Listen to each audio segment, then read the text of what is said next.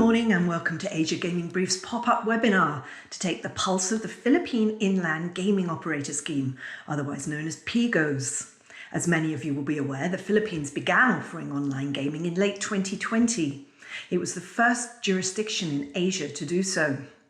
The program essentially allows land-based gaming operators to extend their services online. It includes tables, slots, e-bingo, sports betting, and even e-sabong, which is cockfighting, which is immensely popular in the Philippines. The idea was to plug a gap in government finances and to stamp out illegal gambling. Joining me today were three of the first movers in the industry. I have DFNN's Calvin Lim, I have Brian Ng, president of PhilWeb, and we have Joe Pisano, who is the CEO of Jade Entertainment.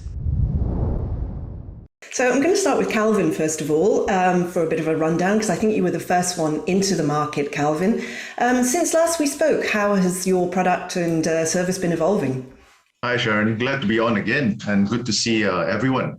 So a bit of a background. DFNN owns a license through its subsidiary, IEST. And what the license actually allows us to do is to offer the content and platform services to the electronic casino segment market, where the operators, which has a different license altogether, then manage the shops themselves. So here comes along COVID, which pretty much accelerated the need for digitalization. And because that the gaming industry is considered, or the shops is considered a non-essential, so therefore the first lockdown, and I remember this very clearly, it was in March because I celebrated my birthday alone in a lockdown in my apartment. Zero revenues, both for the private and the public sector during that time. So as I mentioned, the need for digitalization, the regulators came up with pretty much a very brilliant, how I would regard it as a industry-saving strategy and also job-saving strategy to implement this, what they call the RGP, which is the remote gaming platform. So implementing something like this is no small feat, right? It takes time, and it's in an ever-changing, ever-evolving sort of environment. It's been a real tough 2 years, and I believe this is for everyone as well. And I foresee more and more potential challenges in the near future. But yeah, it's been a real eye-opener to go through one of the most, I would say, challenging times in my career. We'll come back to some of those challenges in a minute. But what about you, Brian? How's it evolved for you? Thanks, Sharon. And happy birthday to you, Calvin. So it seems we're both in March. But anyway, yeah, it's. I'd like to echo what Calvin mentioned. Industry saving is a good way of putting it. We began these discussions with PAGCOR, I think, 2 or 3 months, actually maybe 2 months, very early into the lockdowns here. And it was primarily because our venue-based operators were all trying to look for a means of being able to earn some revenue, pay their employees and all that. But also at the same time, there was a very strong proliferation of the illegal gaming sites. What happened almost immediately was that the outside operators began targeting the Philippines through local agents. At the time also, there's a lot of illegal cockfighting being done online. And so there really was this demand to be able to address this. And then I think, it was in a way a perfect storm. Prior to March 2020, any discussion with PAGCOR on gaming through mobile or outside of licensed venues was automatically, no was the automatic answer there. But, the government just needed the revenue. The business partners, the venue providers were all losing to the illegal operators, and then all that just came to be. And I think the reason why for people like ourselves and Calvin, why we were first movers into that area was because a lot of our venue-based infrastructure was really built also on internet casino software. So it made it a bit it made it faster to tool or retool our systems to be able to meet some of the requirements that PAGCOR put in to ensure, a responsible gaming environment for remote gaming. Joe, you have a slightly different offering from Jade. How's it been going for you? Great. We started off in retail sportsbook, and we started at Okada Casino in Manila and some of the e-game sites. When we were hit with COVID and the restrictions, we applied for the remote gaming platform license. And basically, it's a business continuity plan, not only for us, but also for the outlets that we service. And we've got to understand that it is not online gaming, even though it's online. It is remote gaming. So you need to be tagged to a land-based property. So when the customer comes onto your site, they must be tagged to an e-games outlet or a casino. So it is an extension of that floor. So the extension of the e-games floor or extension of the casino floor. And the way I see it, it's been good for the properties. They're now that we're moving back into 100% occupancy, we have not seen the remote gaming diminish, and we've seen the land-based increase. So it's also a good marketing plan to get your product out to the market and people to understand that it is coming from either an integrated resort or e-games, and they can play on the floor, then go home and continue. Okay. I did forget to say in my intro that if you have any questions, please just put them through to any of our panelists through the Q&A section. But so anytime during the webinar, please feel free to do that. So I guess the million-dollar question is, how have these been performing from a revenue perspective? Joe, you say that you haven't seen diminishment, but has it been as strong as you expected, or? Yes, I mean, it continues to grow. We take care of sports betting, whereas Brian and Calvin are more in the e-game space. We do work with e-game outlets, placing our sportsbook in their properties. We do work with casinos also, providing sportsbook into those properties. We now have a lot more interest with properties wanting sportsbook on the floor because the property themselves, besides seeing the revenue stream from the property, they can participate on the remote gaming as well. Calvin, what about you? Has the revenue taken off as much as you expected? Well, we're still here, so I guess something must be working for us. But I echo what Joe has been saying about that it's on an upward trend, right? Since our inauguration late 2020, the market, I suppose it's similar to any new industry that's being opened, right? Where market share is basically up for grabs. And the reason to it, because, and this is also continuation of what Brian mentioned about the illegals coming in. I feel that the market is huge because when we look at the market, what does it mean? Does it mean just the regulated side? Does that include both the onshore regulated and the online websites that are not regulated as well, or are they regulated outside of the Philippines, right? So basically, touching base on that can be a very lengthy, complex relationship, which is cross borders, internet related, and then you touch base or balls on the onshore regulated plus gray market and black market. so to speak, right? So that's basically what I think. But yeah.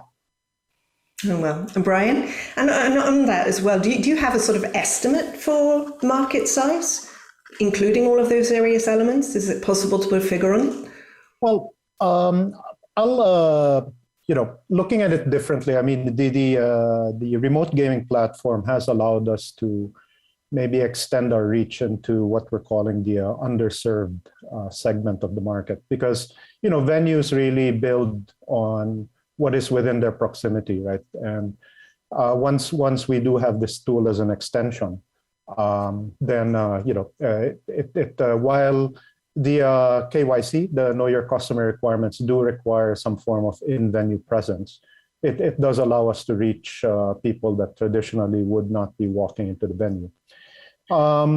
As to the size of the market, I think we're only scratching the surface, but from what we've experienced on a day-to-day basis, a lot of what is limiting us from, let's say, expanding that reach may not be regulatory or marketing. Some of these limits will relate to how, let's say, the regulatory approval will trickle into areas such as the banking system, online payments.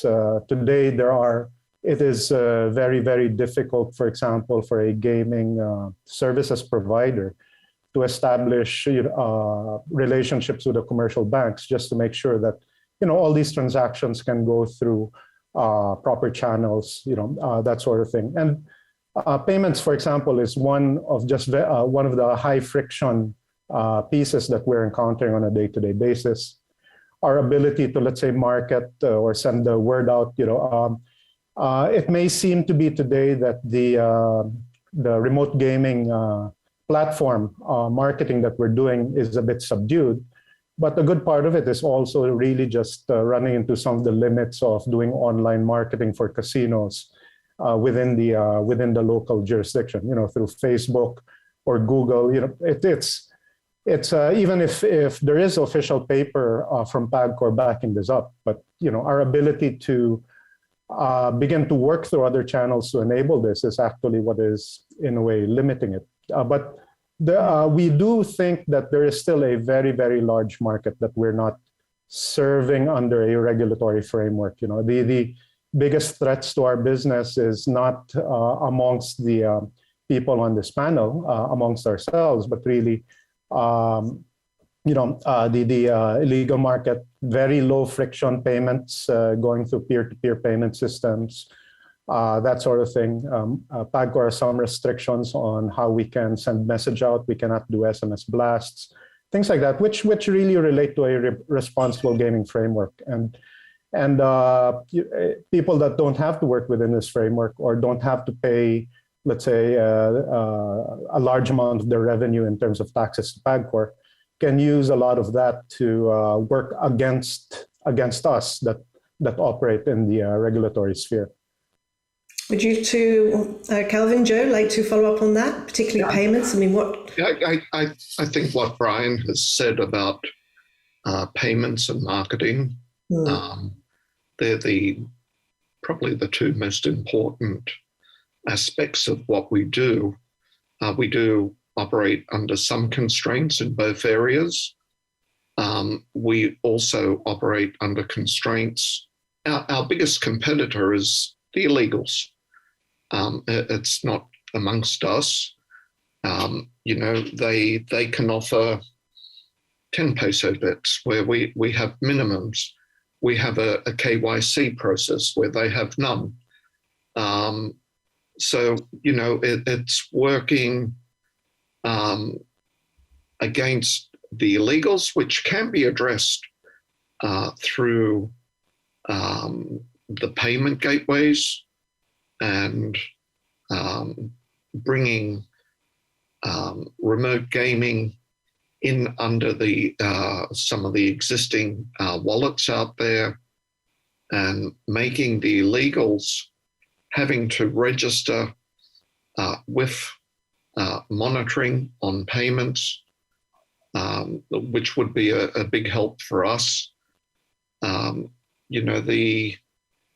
I think the reach out to the provincial areas, another challenge is internet connectivity out in those areas.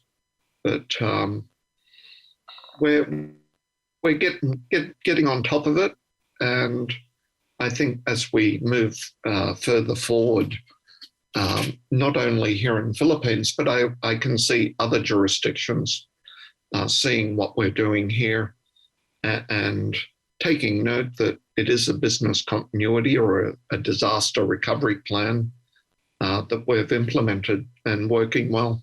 I'm going to come back to that one a little bit later, but I want to follow up on the illegal market again, because it was one of the questions, or in fact, a couple of questions from viewers. And do you think it's been effective, Calvin, in helping stamp out illegal gambling, which was one of the intentions?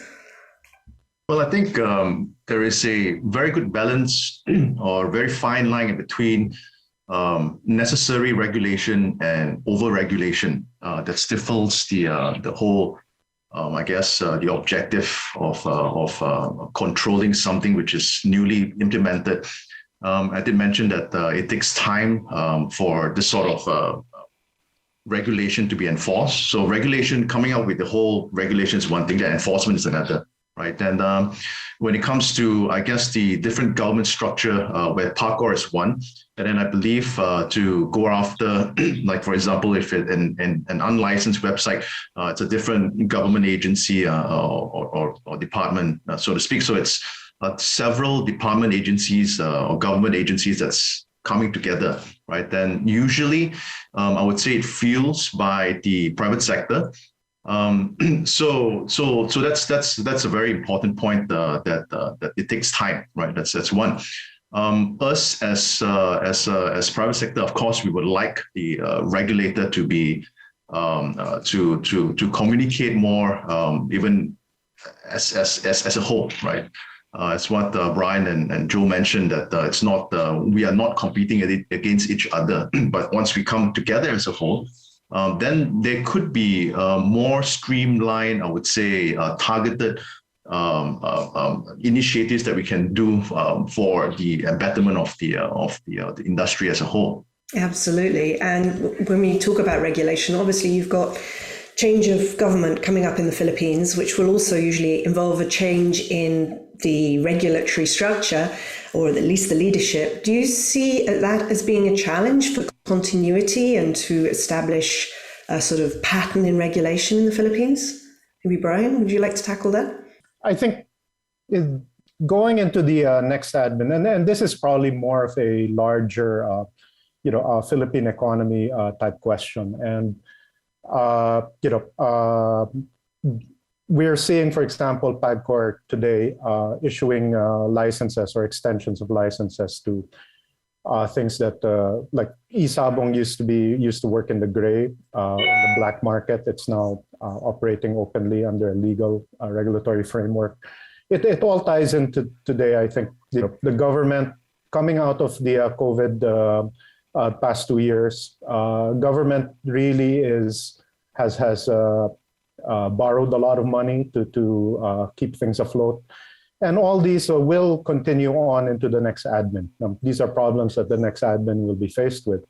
And so I think in as far as regulating these sort of activities, we don't see it tightening into the next admin. I think even more, we will see a lot of government interest in maybe expanding this, as well as going after revenue leakage, from the tax leakage, the stuff that the things like maybe illegal money flows. They'll probably start going after that, really to tie into resourcing for its needs, and that fundamentally is still PAGCOR's charter, right?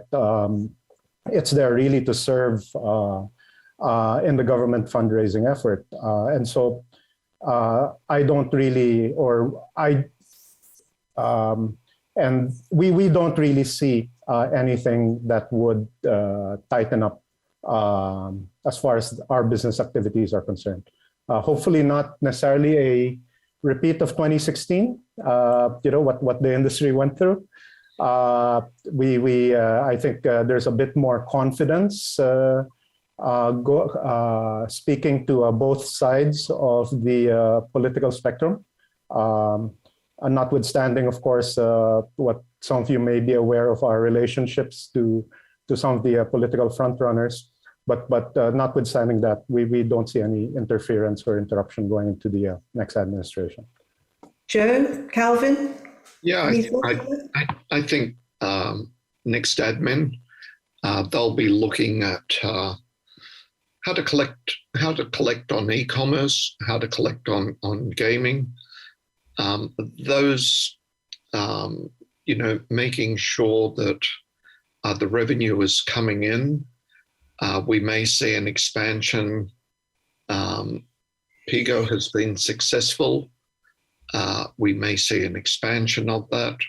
We're already starting to see an expansion where integrated resorts are now able to offer electronic games via their PIGO.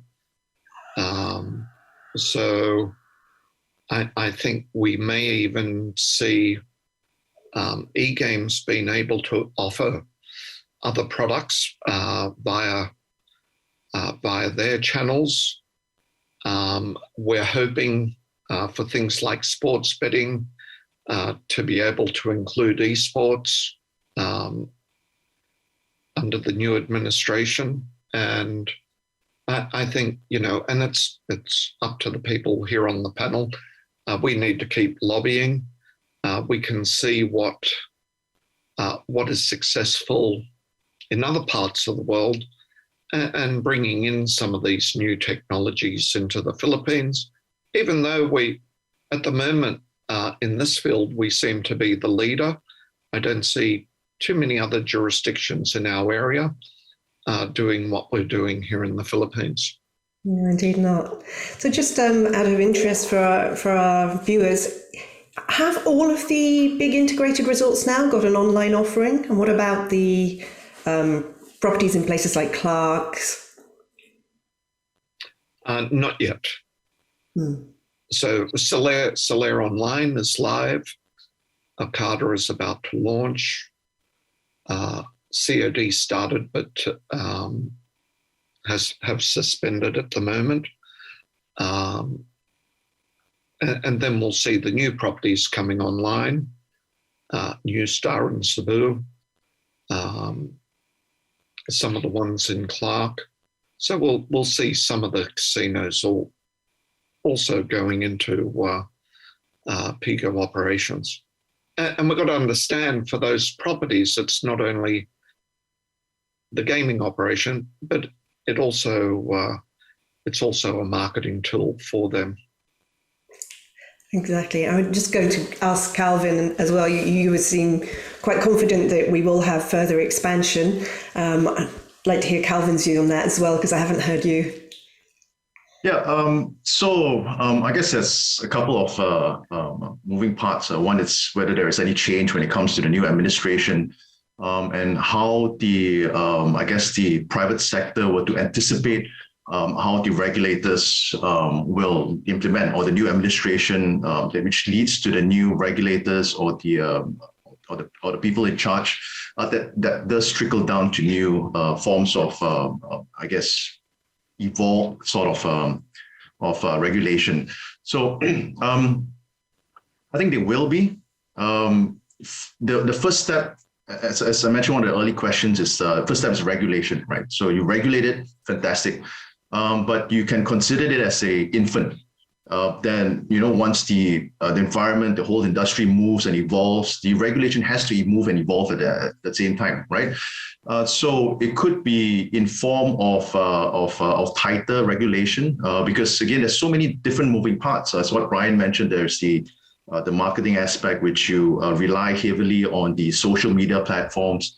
Whether we're allowed to do below the line or above the lines or traditional advertisement is a different story.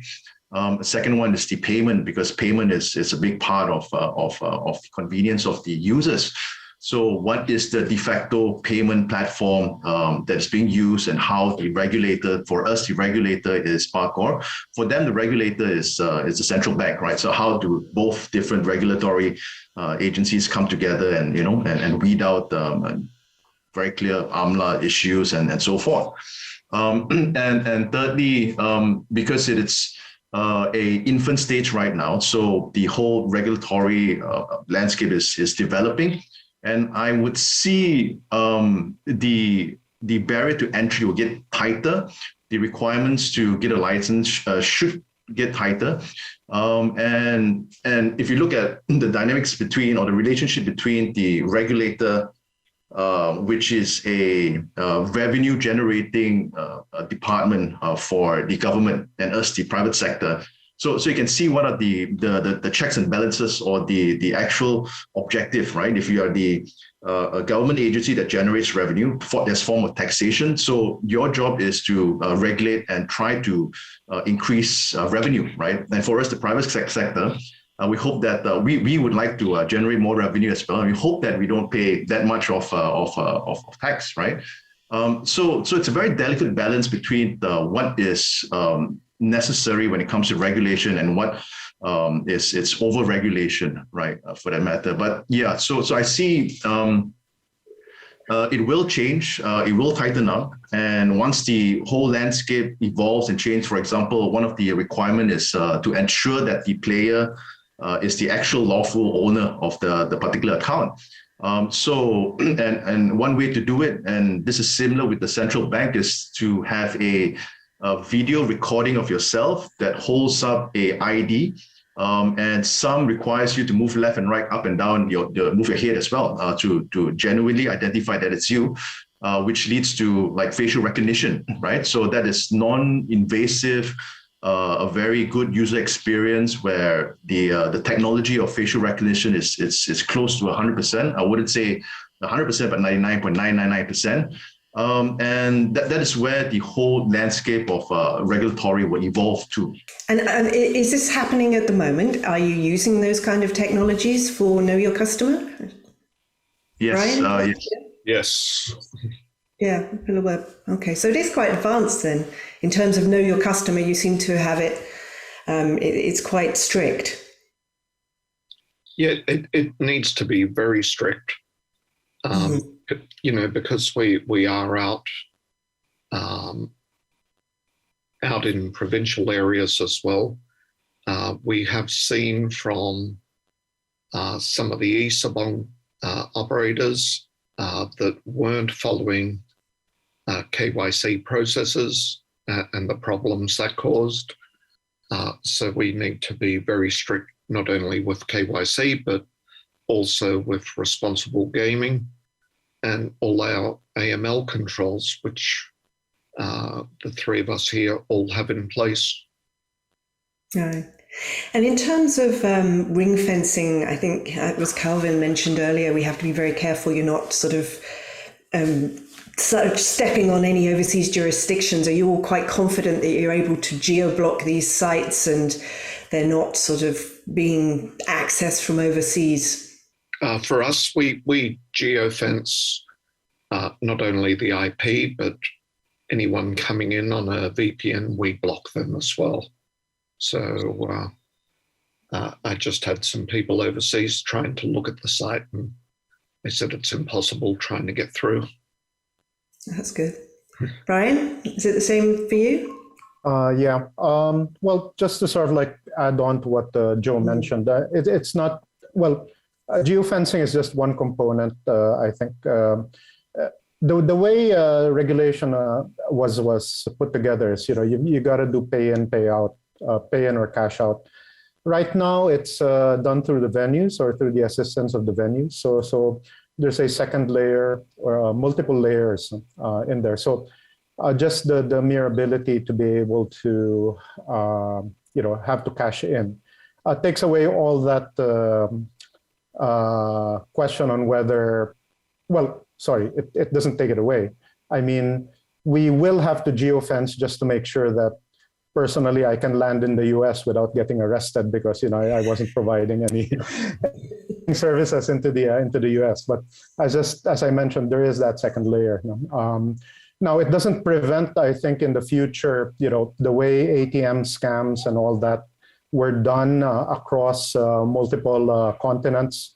That could be possible, where you could begin gaming the system. But I think all these will start to develop and tighten up as the market grows behind it.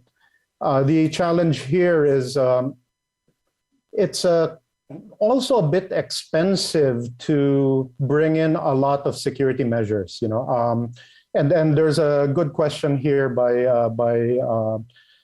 Joel on whether a lot more licenses will be issued regarding this, and probably just to tie it in, if I put it differently or taking a step back, the market size is huge, but once you start factoring in all the associated costs to be able to run an internet gaming, the PIGO service properly and within regulation, you're paying PAGCOR their share, you're paying the venue operators their share, you got to pay for payment gateways, the 1% here or the 0.5% here.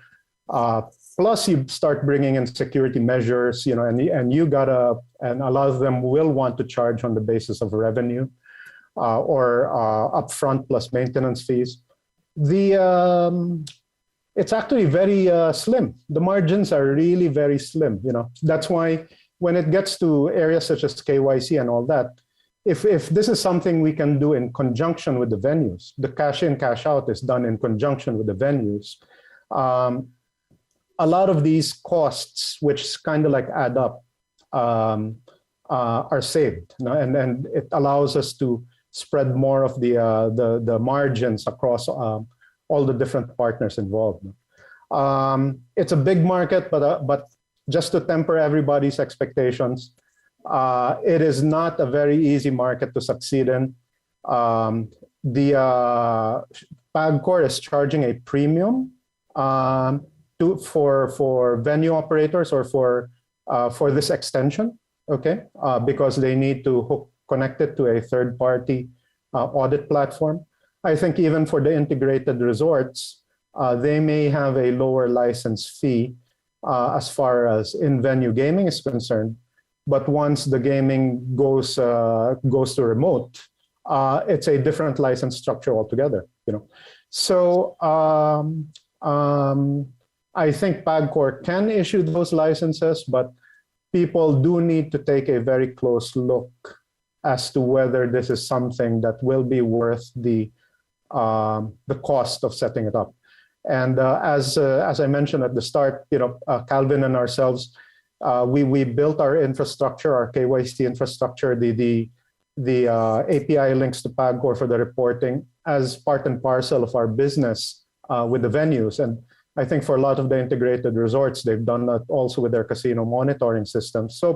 So a number of those overhead costs are already baked into our current operations. But for somebody to start it out from scratch, I mean, today you want to set up an e-sabong, get an e-sabong license. This is no joke. Very, very, the barrier to entry can be very steep. So that's just to temper people's expectations behind it. So plus you got the second regulatory aspect, which Calvin touched on, Banco Central, the central banks, which regulates banking practices across the banking sector. That's another hurdle. You've got the universal banks that because of what had happened with, I think it was Bangladesh a few years ago with the central bank hack, they're very careful about touching gaming accounts, so that's yet another layer of even the private sector themselves tightening up and making sure that everything is kosher and above board, or for that matter, if the business is too small, we won't even bother touching it, So there's that layer also in there that we've also have to deal with. I'd like to follow up on that one again, because I think it is a very good question. Brian was referring to a question that was put in our Q&A session in the panel about whether the market could be saturated, how many licenses can it support, and what do you think? Do you think how many can it support, and is it a golden opportunity for foreign online operators to come in, or is it, as Brian says, much more difficult than you actually think it's going to be? I think, and Brian touched on quite a few of the points there. Besides the license, at the moment, I think there's 21 remote gaming licenses in various forms. But besides PAGCOR and those licenses, we also need to deal with local communities. So there's your local government unit, for either DFNN or PhilWeb to open a branch, and any outside LGU, they need to get a letter of no objection. If we want to add sports betting, then we need a further letter of no objection to add another game to what they have. It's not a simple process of, set up your servers here in Manila or cloud-based and away you go. Again, they're remote gaming platforms. You need to be associated with a physical venue, and it does take a lot of planning, and it's not a fast process. Joe or Brian, have you any idea how many of those 20 so licenses are up and running now? Maybe 3. No, because the integrated resorts that are live, they're also licensed. Now we will see some consolidation. Some of the ones that do have licenses are already contacting us.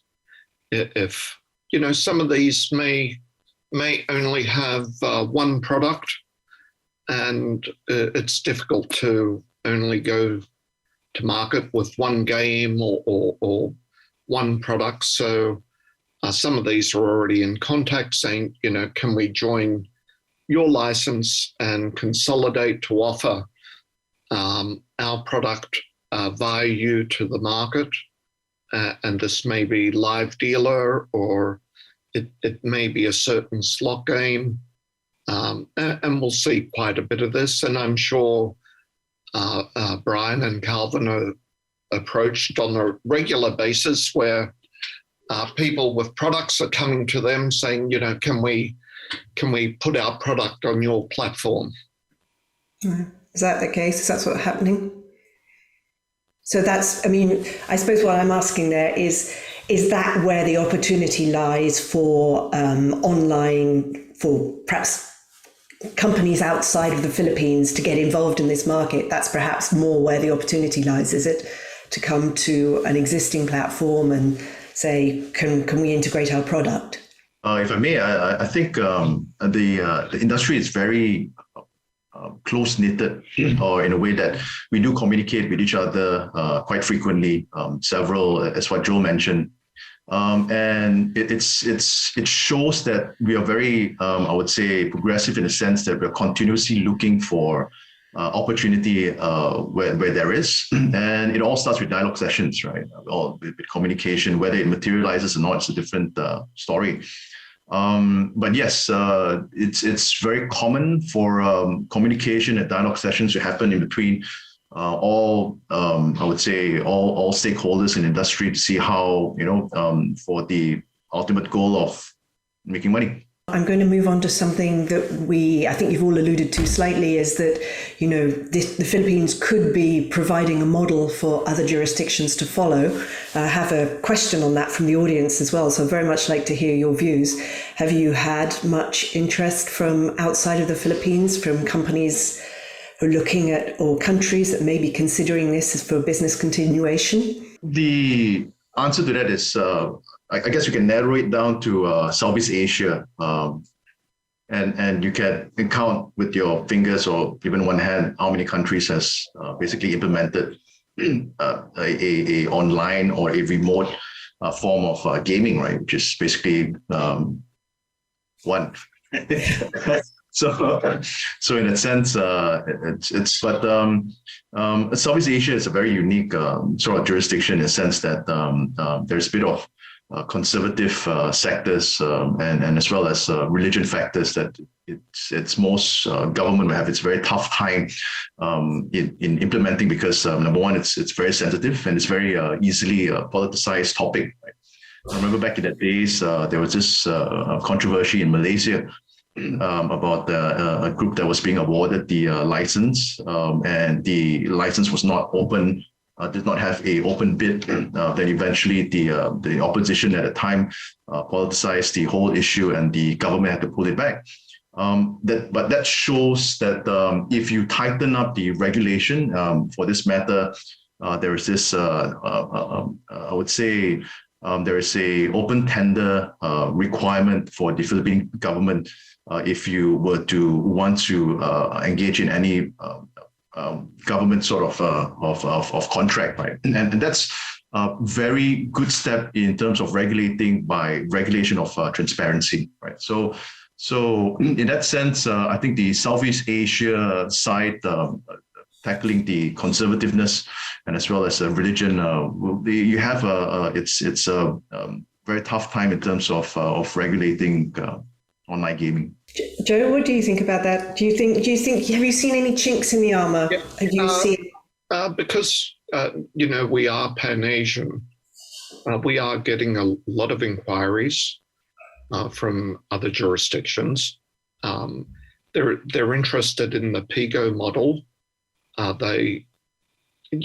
What's happened over the past 2 years with COVID,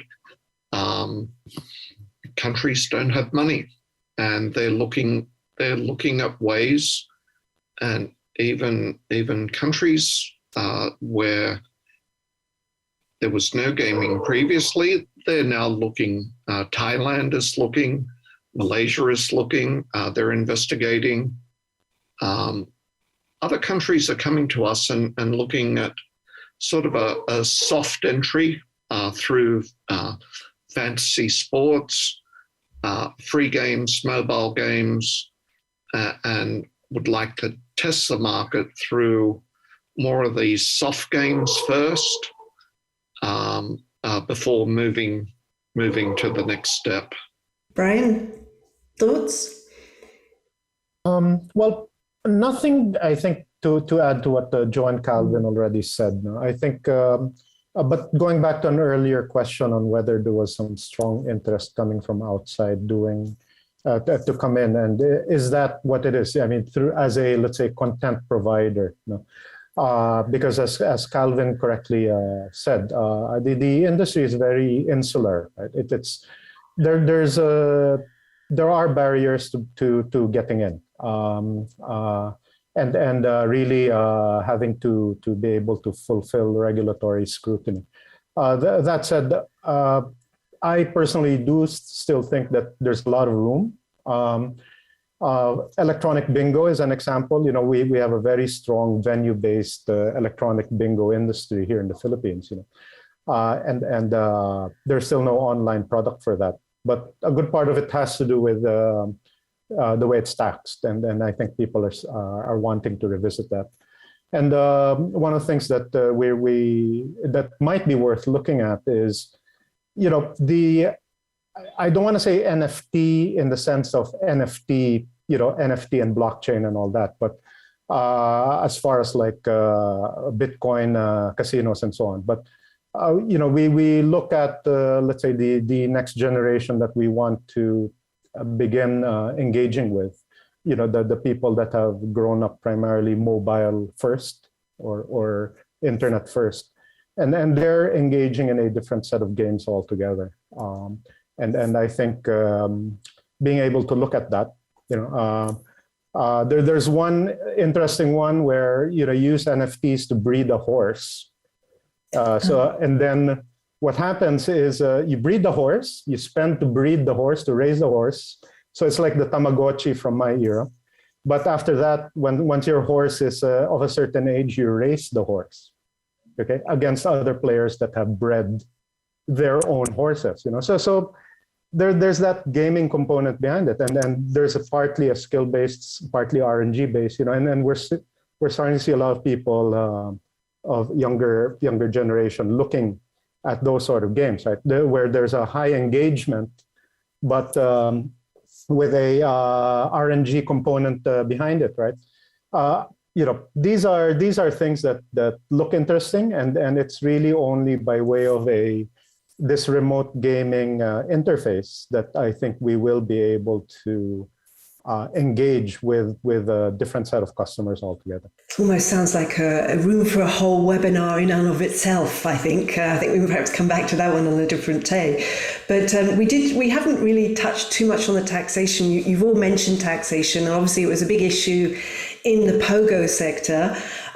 So firstly, what is the current level of taxation on the PIGOs, and are there any particular challenges with it? I'll start. For us on sports, it's 25%. Now with the new integrated resorts, allowing them to go into virtual games or electronic games from the integrated resort, it's 47.5 up to 135 million. And then 27.5, 135 million above. And then for virtual sports, it's 47.5, which is the same as RNG games. So it's high, basically. Yes. It's very high. Okay. Is it the same for Brian and Calvin? Yes, it's the same for both Calvin and ourselves for the remote gaming platform. As an example for electronic bingo, if an electronic bingo provider wanted to provide games remotely, then they would effectively have to pay 55% to PAGCOR of GGR. And apart from that, because as we said, the remote gaming license is an extension of the venue license. The venue will also have to earn their share of GGR. And then, so once you start computing, it gets very, very thin. So it might be a bit difficult for a pure play online provider to come in. Well, partly because the regulation doesn't allow it, but also at the same time, there's got to be some complement with the venue-based. As far as the current regulation is written, how that evolves over time probably remains to be seen. Is it possible to give an idea of the margin? Well, sure. I mean, this is all, to give you an idea, if we were to use eBingo as an example, and I know this because we're trying to get into it, but sometimes it may not make sense. So you'll effectively pay PAGCOR 55. The venue operators we're trying to keep whole at 25. So that by itself is already 80% of GGR. Then you have to pay the software content provider their share, the platform provider their share.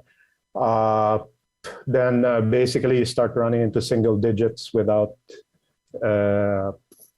factoring in your own set of costs for infrastructure, for KYC, for data privacy, plus other forms of taxes that we may be subject to as a corporate entity here in the Philippines.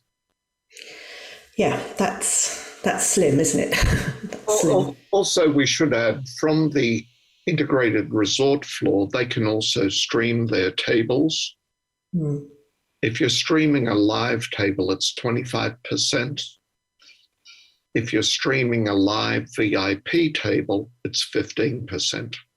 And that's for table streaming. Well, I'd quite like to. I've got a raised hand from Calvin here. Was that from another question, Yes. Calvin? Or No, for the tax question as well.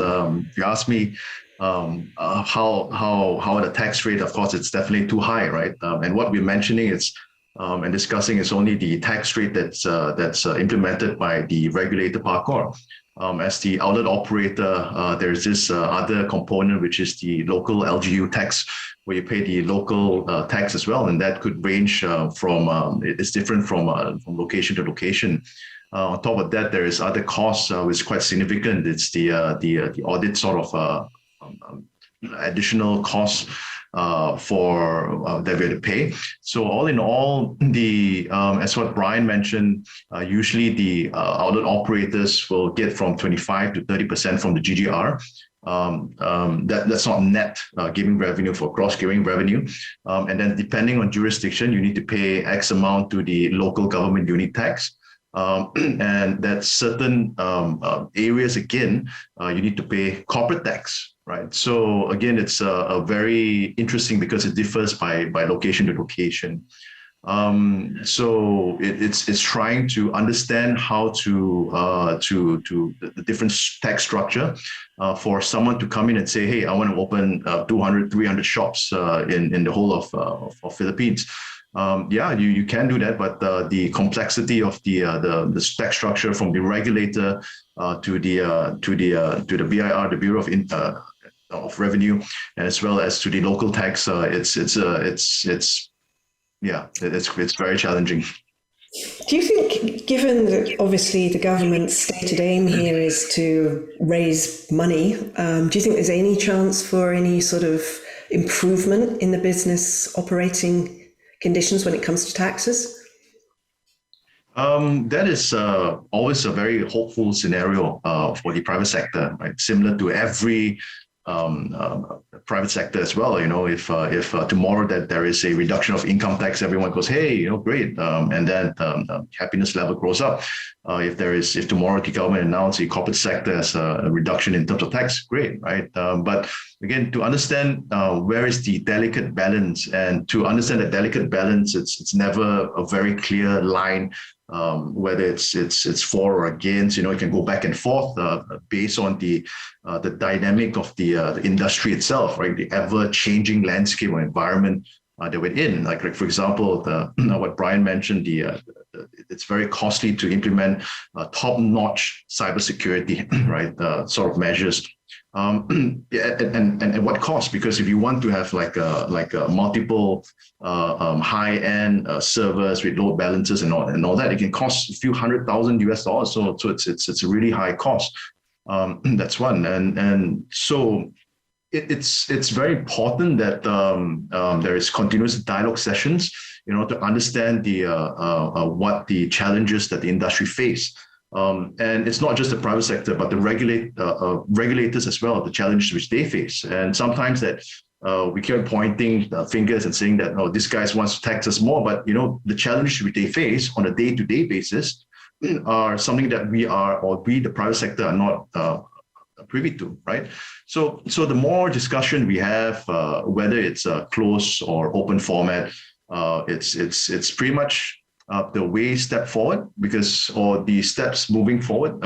Again, regulation is the first step, and now it's always improvement of the regulation in order to make this very palatable or a better sort of industrial environment that we're in.